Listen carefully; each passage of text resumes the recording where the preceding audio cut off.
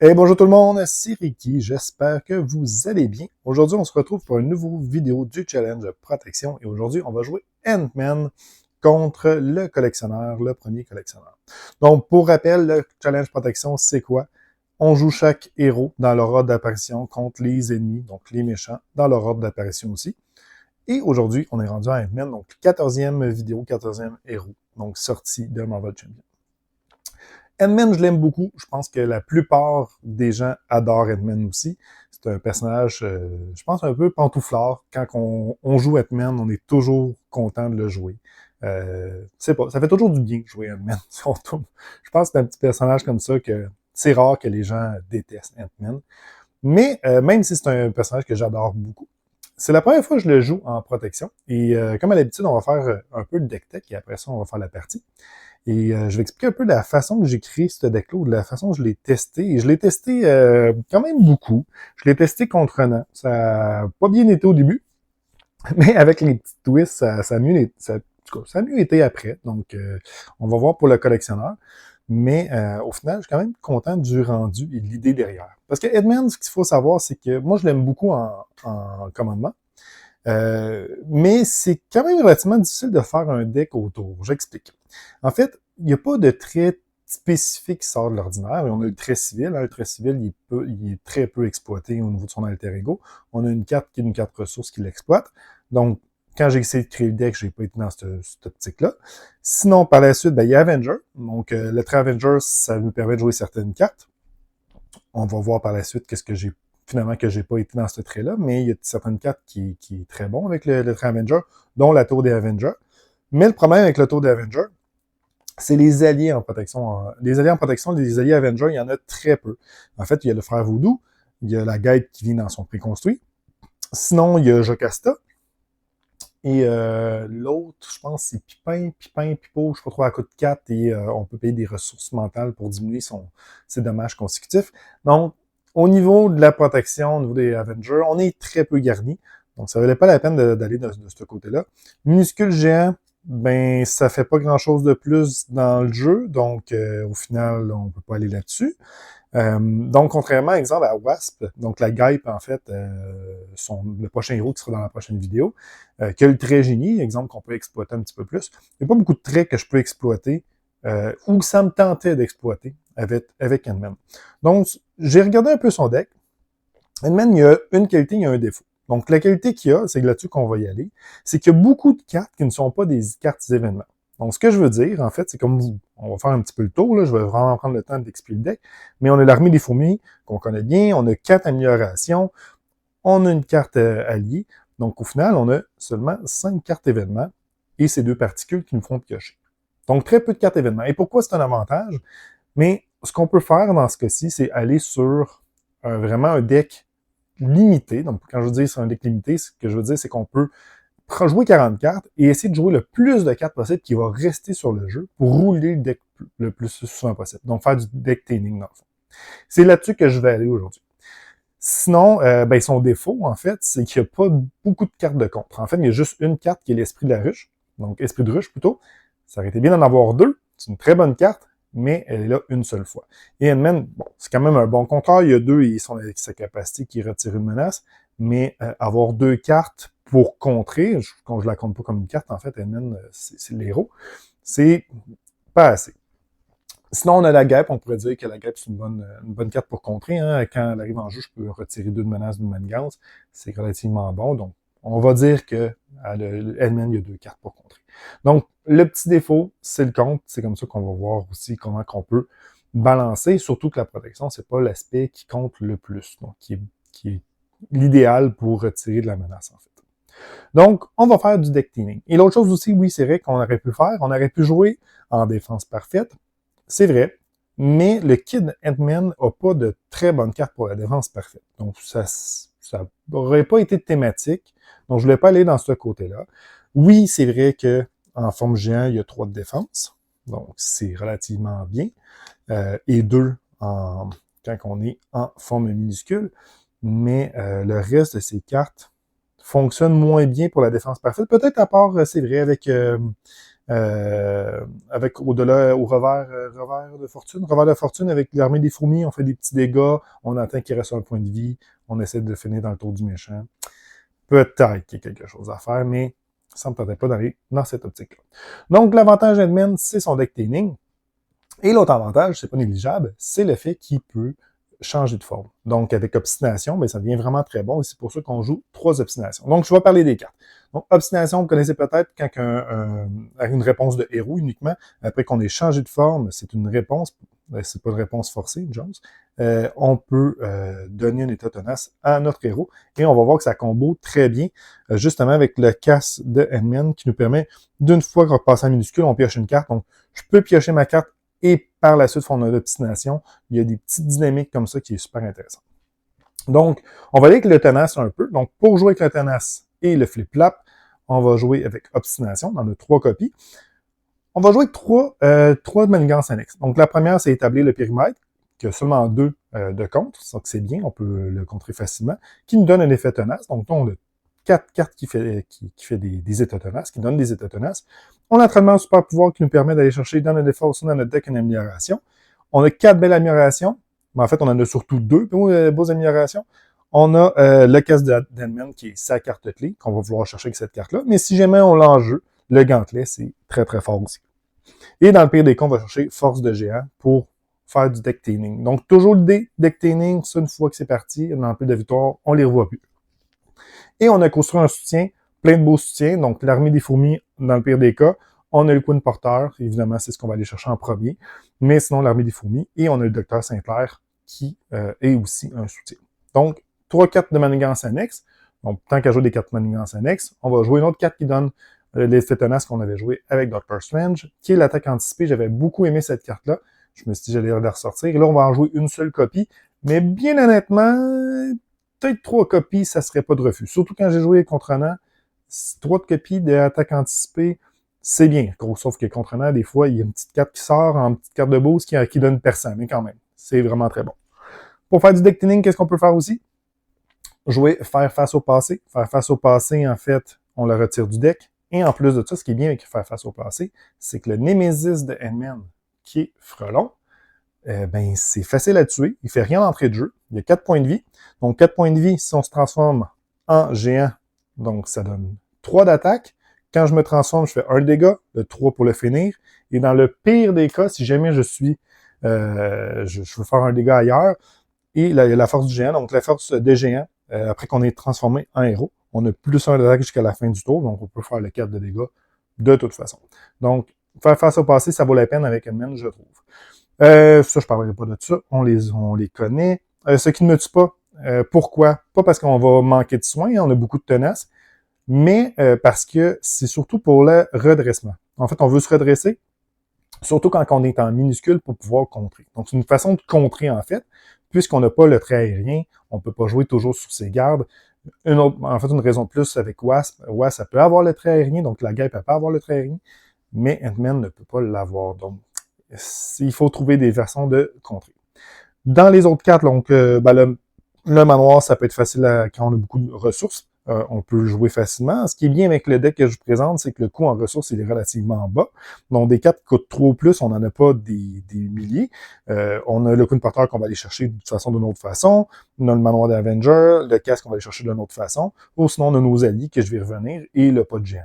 Donc, la courbe de mana, je veux dire, la courbe de coût est relativement basse. Dans les autres cartes, en fait, on a joué le Docteur Saint-Clair. Donc, Docteur Saint-Clair, ce qui est bien, c'est avec temps mort. Donc, avec temps mort, on augmente la récupération. Et c'est relativement facile de payer son coût au niveau de la ressource mentale. Même chose au niveau du point avec le Queen Porter. Mais les ressources mentales, on a 3 obstinations. On a aussi la particule de Pimp qui donne ce qu'on veut. Et on le veut moins en alter ego, mais quand même, si on est mal pris. Attaque anticipée aussi. Donc, pour la ressource mentale, ça devrait pas être si pire que ça. Donc, pour augmenter la récupération et pour augmenter la vie, on a un membre honoraire d'X-Men, pas d'X-Men, mais d'Avenger et Endurance.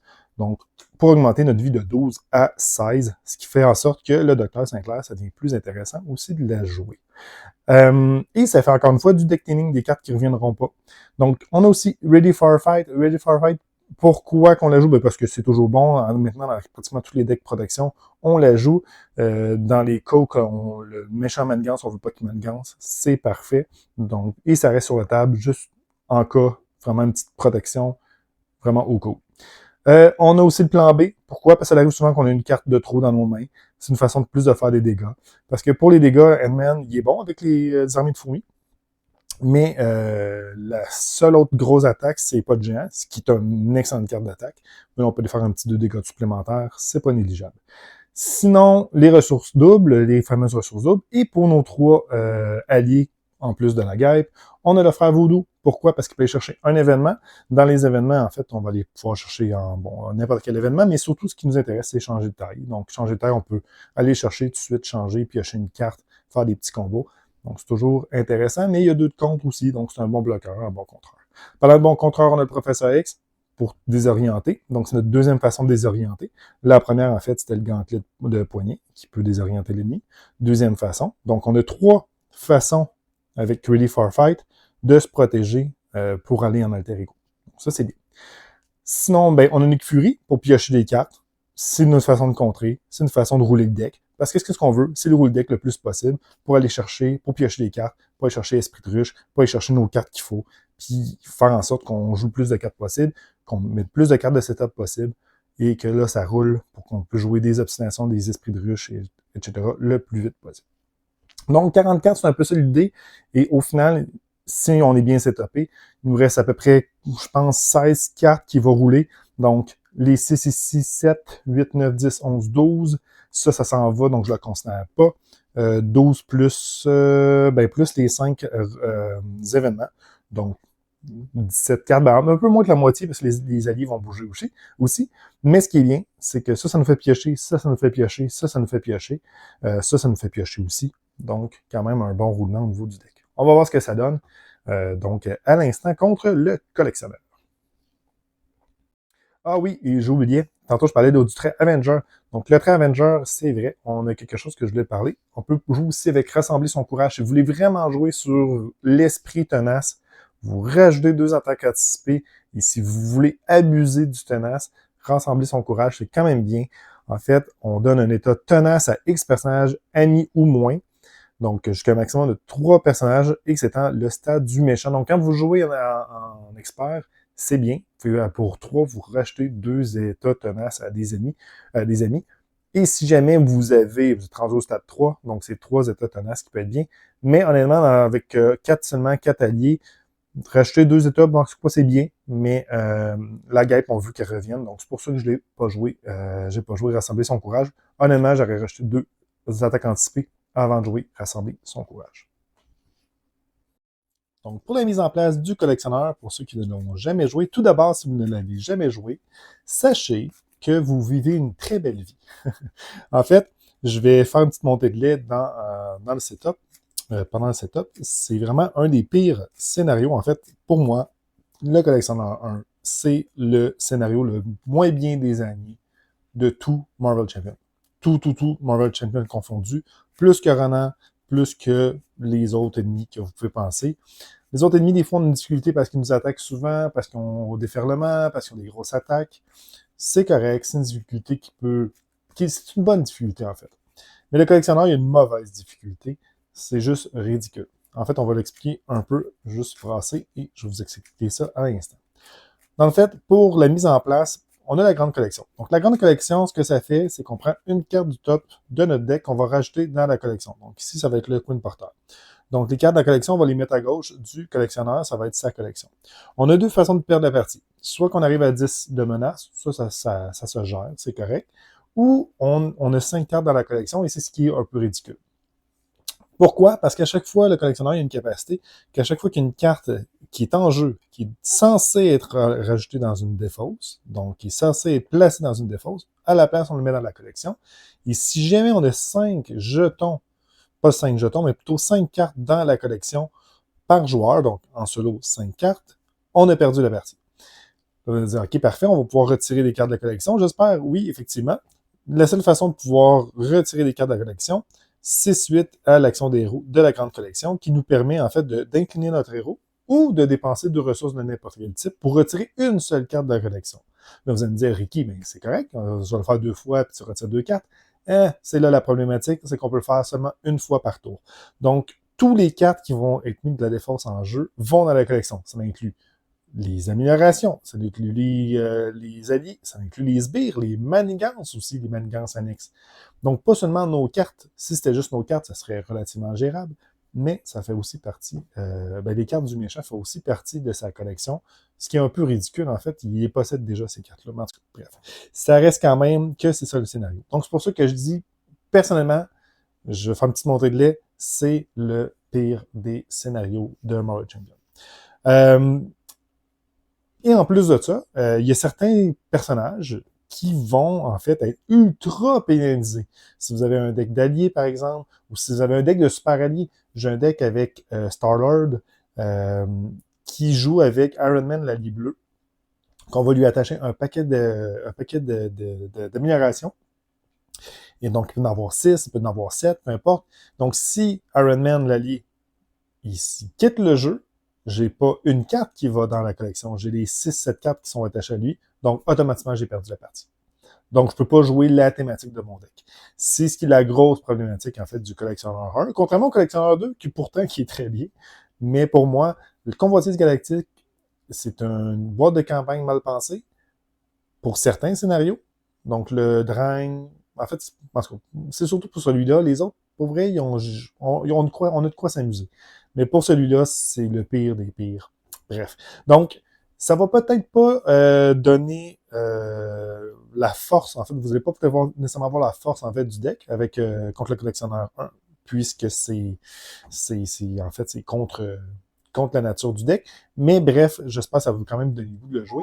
Donc, on va voir ça, en fait, à l'instant. Donc, le collectionneur, lui, arrive avec 14 points de vie. Nous, on a 12 points de vie. On a mis une carte de la collection parce que c'est ce que ça fait le 1A. Au 1B, ça fait juste mettre 4 de menaces sur la maniance principale. Et au niveau du collectionneur 2, on a le choix, une fois révélé, soit qu'on rajoute une carte de la collection. C'est ce qu'on veut pas, c'est dur d'enlever les cartes de la collection. Ou soit on perd 3 de vie. Donc, on va perdre 3 de vie ici. Donc, je pense que vous avez compris que c'est un scénario qu'il faut rusher. Donc, ça, c'est fait. On a une carte. Ceux qui ne me tuent pas. Particules PIM, donc les particules de PIM, comme j'aime bien les appeler, force de géant, un autre particule de PIMP, la guêpe, et Ready for Fight. Justement, Ready for Fight, c'est excellent 4, mais ici, il irait dans la collection, donc encore une fois, c'est un peu plus pénalisant pour vous montrer la force de cette carte-là. Donc, est-ce que je conserve ça? Donc, moi, ce que je veux, c'est le casque. Donc, ce qu'on va faire, c'est qu'on va retirer tout ce qui pourrait aller dans une collection. Ça, c'est pas assez fort, on en a un autre. Ce qui ne me dit pas, c'est bien, puisqu'on va regagner notre vie et on va pouvoir se redresser pour peut-être contrer. Donc, on va retirer 3 cartes. On va chercher une autre force de géant, Dr. Sinclair et une ressource double. Bon. OK. Avec tout ça, j'ai pas grand-chose d'autre à faire. Donc, on va aller en forme minuscule, retirer une de menace, ici. On va payer 2 ressources pour... Non, en fait, on va aller retirer 2 de menaces ici. On va utiliser 2 ressources pour jouer ce qui ne me tue pas. Donc, on va se redresser, gagner 2 points de vie, et on va piocher 2 cartes, puisque les particules de PIM, c'est ce que ça fait. Donc, on se redresse, et on va sortir mon petit jeton, hein, fait serré. Donc, on se redresse, on gagne 2 points de vie, et on pioche 2 cartes. Donc, une armée de fourmis et un autre armée de fourmis. OK. Donc, rendu là ici, je pourrais soit utiliser mon 2 de ressources pour retirer la carte de la collection, ou je pourrais l'incliner pour retirer la carte de la collection. Si j'utilise mes 2 ressources, est-ce que ça va me servir à quelque chose? Je pourrais utiliser ça, une armée de fourmis dans mes mains. On va jouer le Dr. Sinclair. On va utiliser force de géant pour une armée de fourmis. On va garder l'armée de fourmis ici. On va y faire un petit dégât. On va incliner Ant-Man pour retirer cette carte-là de la collection. Puis on va garder une armée de fourmis parce que si on veut le rusher, il faut garder nos armées de fourmis. Donc, on conserve ça. On va aller piocher 5 cartes. Donc, pas de géant, Professeur X, l'esprit de ruche et un autre armée de fourmis. Bon, quand même. Tour du vilain, on rajoute un ici. Il va nous attaquer. On va le prendre puisqu'on est à 11 points de vie. Donc, il nous attaque de 2 plus 2. Donc, on arrive à 7. On va aller à 7 points de vie. 4 en rencontre. Une potion d'obédience. Donc, attachez cette carte à votre identité. J'ai moins d'attaque, moins de contrôle, moins 1 de défense. Et en plus de ça, pour retirer cette carte-là, il faut que je subisse un dégât et je gaspille 2 ressources mentales qu'en ce moment, je ne peux pas. Donc, c'est correct. Parfait. On va faire ça. Ce qu'on va faire ici,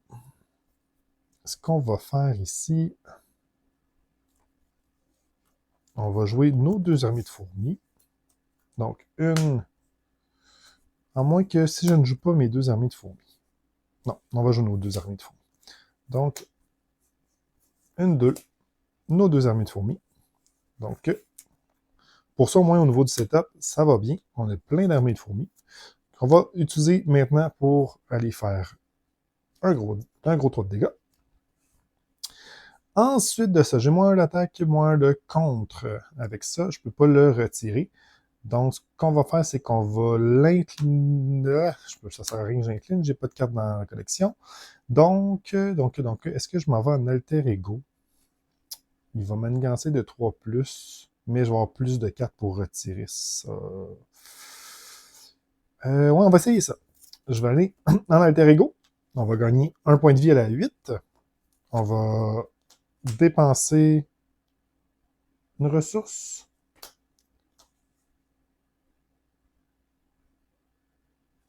Quoi que je pourrais, à la place, aller contrer de 1. Aller en alter ego, monter à 8. Dépenser une ressource à la 11.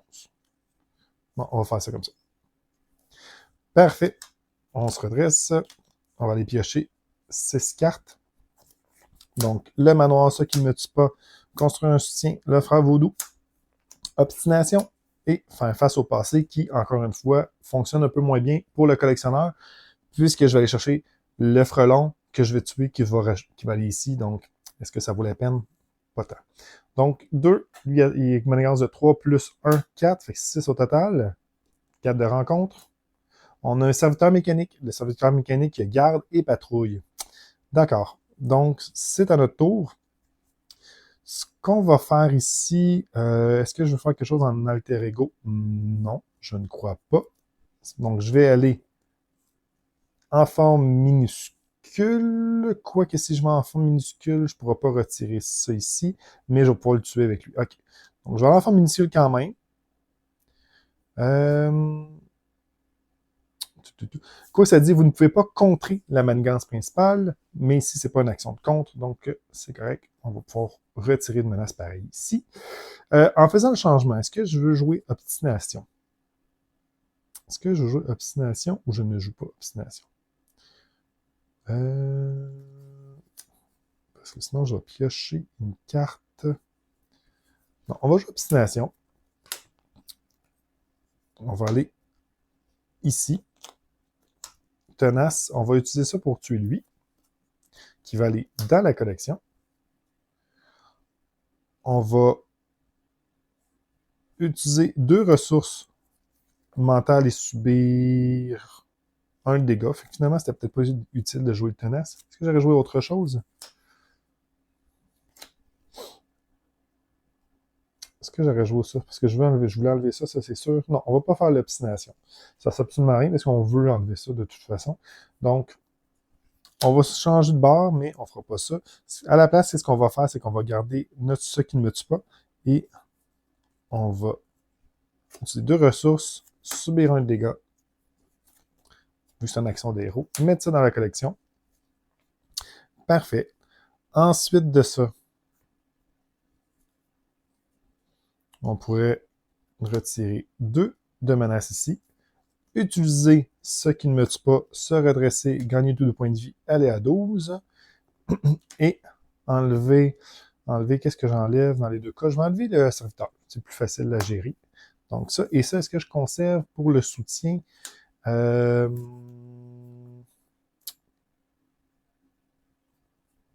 veux vraiment le casque. Le casque, c'est une amélioration. Donc, non. On va aller... Non, on va les défausser. Parfait. Donc, entraînement super pouvoir. Ça, c'est beau. Changer de taille, temps mort, une ressource double et attaque anticipée qui sert à rien pour l'instant. On se redresse. Tour du vilain.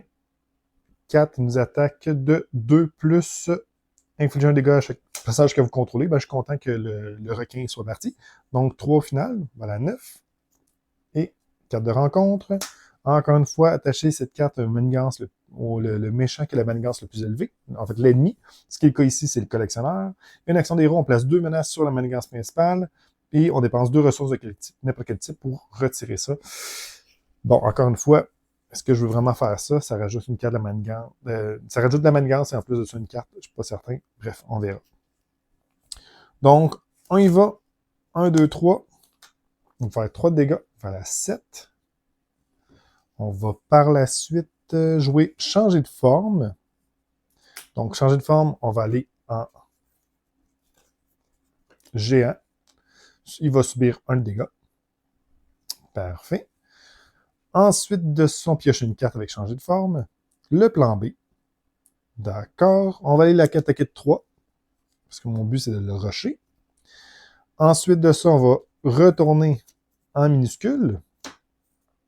Parce que c'est mon action du tour. Mon changement de forme du tour. Il va aller à 3 ici. On va par la suite... on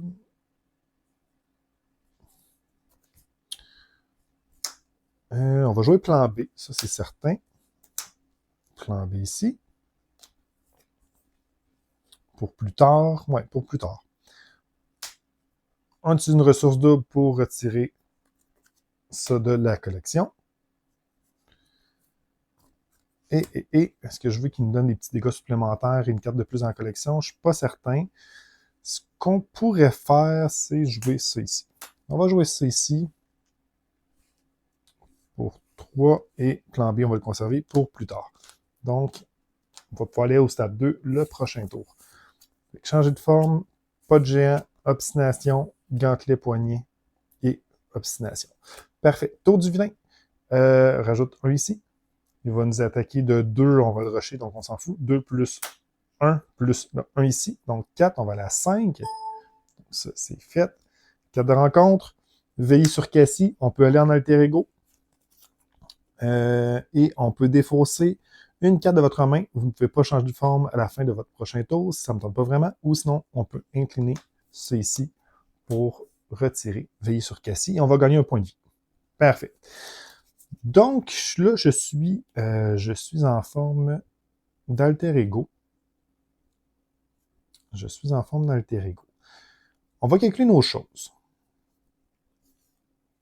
Pas de géant, c'est bien. Je pourrais le faire comme ça.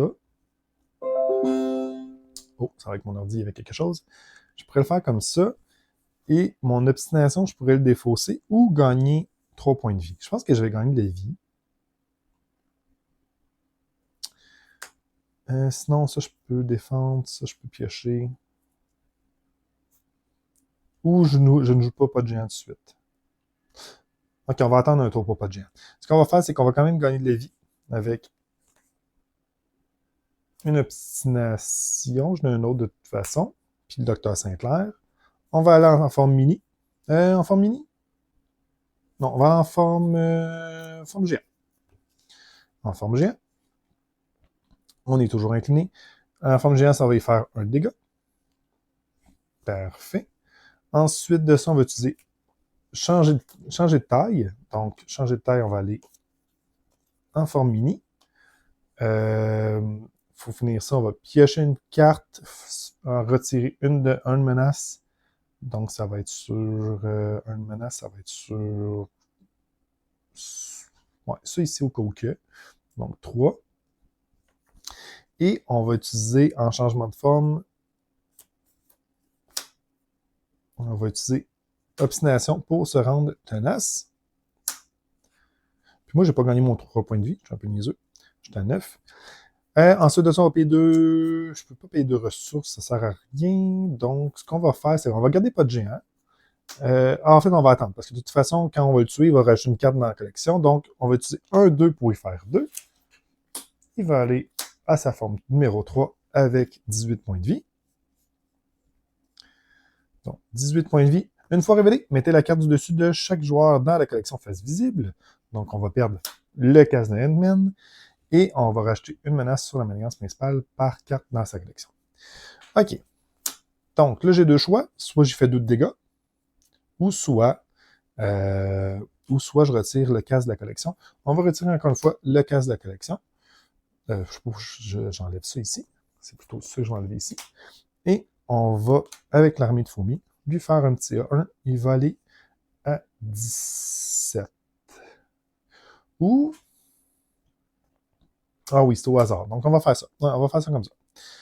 Parfait. On se redresse. On va piocher un membre honoraire des Avengers, Endurance, Nick Fury, une ressource double.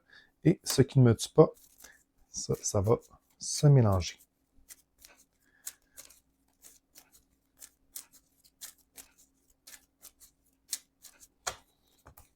Parfait. Ça va être le tour du méchant. Donc, C5 ici, il va nous attaquer. On est tenace, on s'en fout. Je vais juste finir de brasser. En fait, je peux le faire en même temps. On va avoir un +1, donc il va nous attaquer de 5. On est tenace, ça s'en va. Ensuite, 2 cartes en compte. La première, vu qu'on n'a plus de deck. Une fois révélé, choisissez une option. Soit qu'on met la carte du dessus de la taille. Donc, mettez la carte de votre main, le coût le plus élevé dans la collection, ce qui serait en fait Nick Fury. Ou on défausse la carte de notre main, le coût le plus élevé. Ensuite, on place la menace sur la manigance principale pour son coût. En fait, ce qu'on va faire, c'est qu'on va le mettre dans la collection. Je ne veux pas mourir. Donc, ça, c'est correct. Et ensuite, on a Alliance Maléfique. Chaque sbire Némésis qui s'active contre nous. S'il n'y en a aucun qui a été activé par cet effet, on va rajouter 3 sur poursuivi par le passé. Donc, ça va relativement bien. C'est à notre tour. Donc, on va tout de suite faire les armées de fourmis. Lui faire un gros 3 de dégâts. Il va aller à 14. Ensuite de ça, je vais aller retirer la carte de la collection ou je fais pas ça? Je pourrais faire 6, 7, 8, 9 de dégâts. On va le rusher. Donc, ce qu'on va faire, c'est qu'on va aller en géant.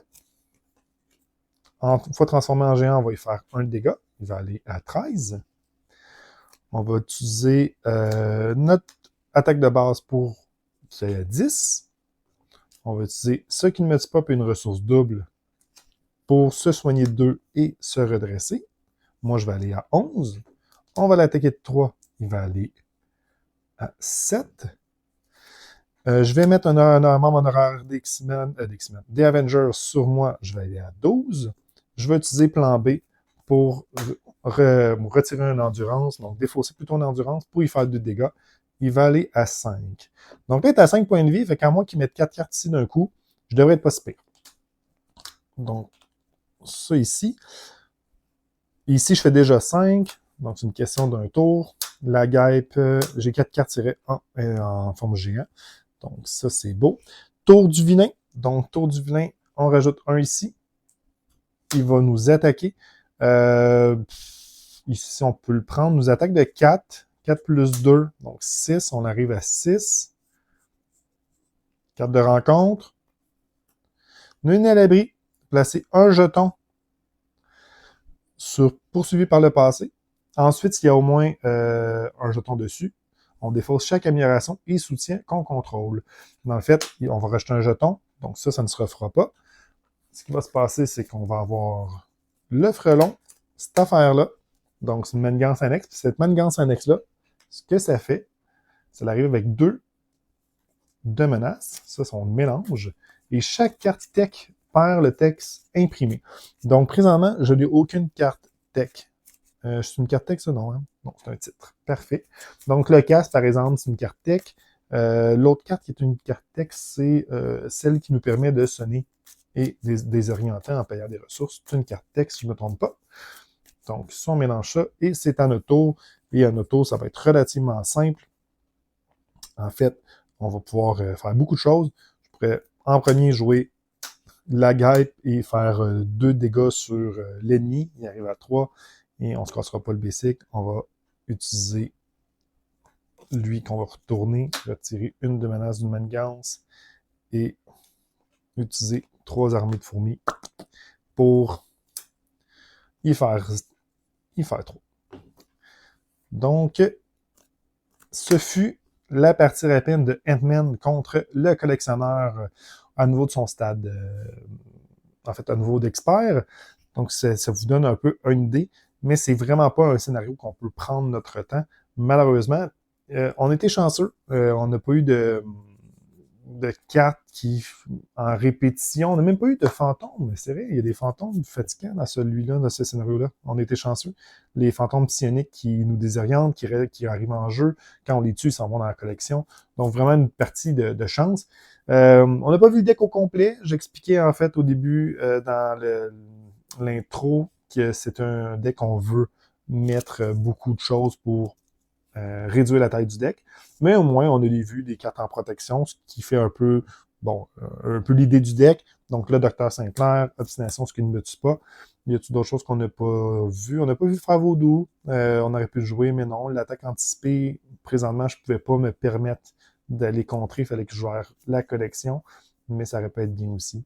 Et Really Farfight, on l'a pas joué. Même chose pour faire face au passé à cause du collectionneur. Mais ça reste que l'idée du deck. Moi, j'aime beaucoup Ant-Man. Je pense quand même que son affinité principale, c'est le commandement. Je pense que c'est c'est là qui brille le plus. Et la justice aussi. J'aime bien aussi en justice, puisqu'il y a beaucoup de cartes Avengers en justice. Ça peut être bien aussi de jouer en justice. Donc, bref, je vais pas vous faire en sorte que la vidéo va faire 27 minutes de plus. Je vous remercie de votre écoute. J'espère que malgré le fait que ce soit le pire ennemi du jeu, vous avez quand même relativement apprécié la partie. Dites-moi en commentaire, pour vous, c'est quel ennemi le pire du jeu? En fait, ça, j'aimerais ça savoir. C'est ce personnage-là, c'est ce personnage que moi, je déteste le plus, mais je serais curieux de savoir si je suis le seul qui déteste autant le collectionneur numéro 1.